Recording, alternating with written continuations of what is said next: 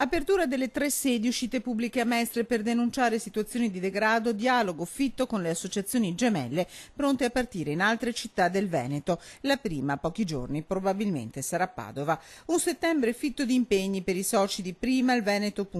L'associazione fondata da leghisti ed ex leghisti veneziani presentata il 10 agosto. Abbiamo una scaletta di attività che siamo intenzionati a svolgere. Le prime ovviamente l'inaugurazione delle 3 sedi che di fatto sono già operative. La prima a essere inaugurata la sede di Mestre in via Felisati, a 2 passi dalle sedi cittadine e provinciali della Lega Nord. Una scelta strategica nel cuore della città per denunciare numerose situazioni di degrado a partire dai Barbanera, mai spariti dal centro, ma non solo.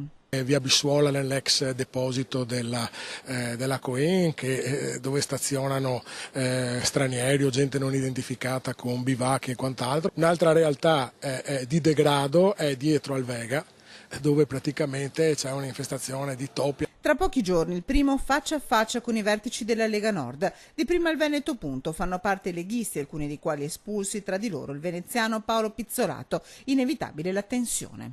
Lunedì abbiamo un consiglio nazionale, all'argomento per la prima volta non ci sono provvedimenti disciplinari se non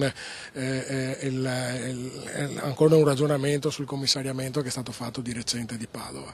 5 province commissariate su 8 mi sembra un bel biglietto da visita di presentazione da parte del nuovo segretario.